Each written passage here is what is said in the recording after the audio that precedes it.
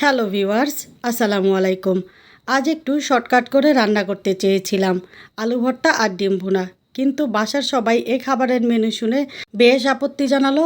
তাদের কাছে এটা খেতে একটুও ভালো লাগবে না, ডিম বা আলু দিয়ে অন্য কিছু রান্না করে দাও, কিন্তু ডিম ভুনা আর আলু ভর্তা আমরা কিছুতেই খাবো না। প্রয়োজনে আমরা তোমাকে সাহায্য করব। তো ভাবলাম ডিম আলু যেহেতু আগেই সিদ্ধ করে ফেলেছি, এ দিয়ে আর কি রান্না করা যাবে।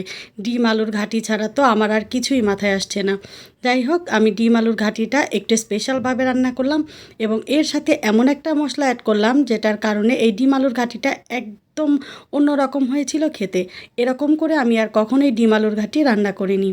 তো ভিউয়ার্স, চলেন আজকের এই মজার ডিম আলুর ঘাঁটির রেসিপিটি আপনাদের সাথে শেয়ার করি, এবং অবশ্যই রেসিপিটি শুরু করার পূর্বে আপনারা একটা লাইক দিয়ে দিবেন প্লিজ। তো আমি এখানে অনেকগুলো আলু সিদ্ধ করে নিয়েছিলাম। ওরাই এই আলুগুলোর খোসা আমাকে ছাড়িয়ে দিয়েছে। তো এখন আমি আলুগুলো খুব সুন্দর করে একটু ম্যাশ করে নিব। এখানে ম্যাশ করা বলতে একটু দানা দানা থাকবে, পুরোপুরি ম্যাশ হবে না। যেমনভাবে আলু ভর্তা করি ঠিক সেরকম হবে না। তো এখানে আমার সবগুলো আলু ম্যাশ করা হয়ে গিয়েছে। আর এই দিকে আমি 5টা ডিম সিদ্ধ করে নিয়েছি।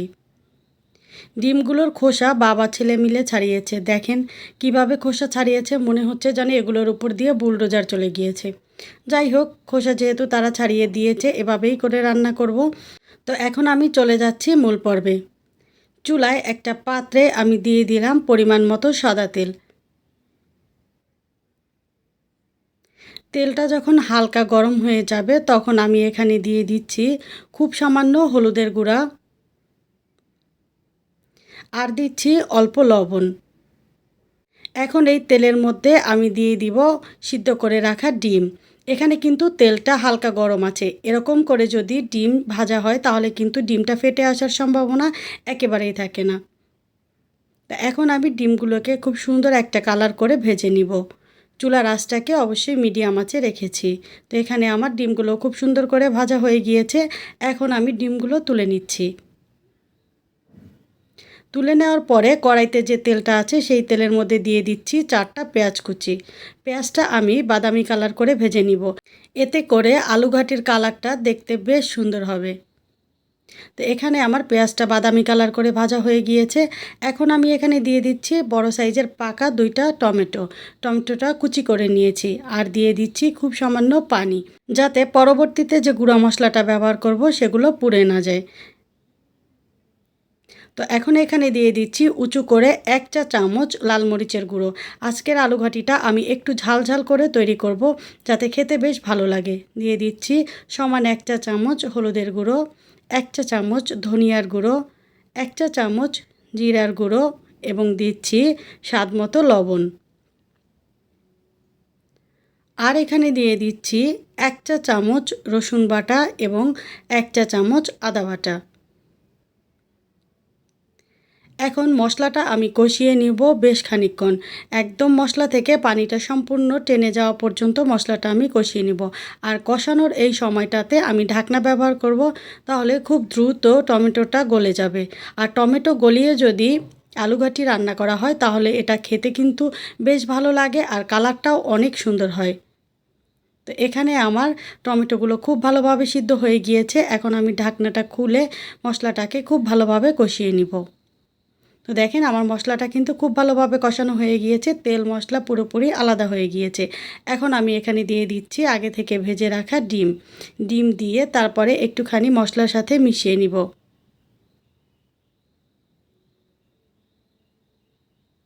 আর এখানে দিয়ে দিচ্ছি 1/2 চা চামচের কম ব্ল্যাক পেপার। এখন 2 থেকে 3 মিনিট আমি ডিমটাকে আলাদাভাবে ভুনা করে নিব।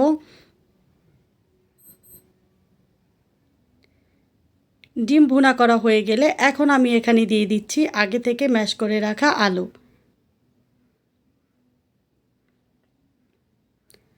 আলুটা পুরো দিয়ে দেওয়ার পরে এখানে আমি অল্প একটু পানি অ্যাড করে দিলাম, যাতে করে কষানোর সময় আলুটা পুড়ে না যায়।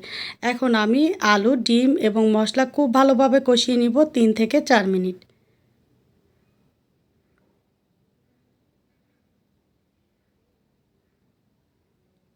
কষানোর এই সময়টাতে কিন্তু বারবার নেড়েচেড়ে দিতে হবে, যেহেতু এটা আলু নিচে থেকে লেগে যাওয়ার একটা সম্ভাবনা আছে।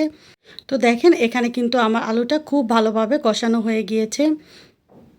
তো এখন আমি এখানে দিয়ে দিব ঝোলের পানি। যেহেতু আলু ঘাটি রান্না করব তাই পানি একটু বেশি দিব। আপনারা দেখেই বুঝতে পারবেন আমি কতটা পানি এখানে ব্যবহার করেছি। পানি দিয়ে তারপরে আলু এবং ডিম খুব ভালোভাবে নেড়েচেড়ে সেট করে দিব। দিয়ে ঢাকনা দিয়ে ঢেকে রান্না করব ঠিক 10 মিনিট। 10 মিনিটের এই সময়ে আমি কিন্তু ঢাকনা খুলে বেশ কয়েকবার নেড়েচেড়ে দিয়েছি। না হয় কিন্তু আলুটা নিচে থেকে লেগে যাবে। আর চুলার আঁচ কিন্তু মিডিয়াম আঁচে আছে।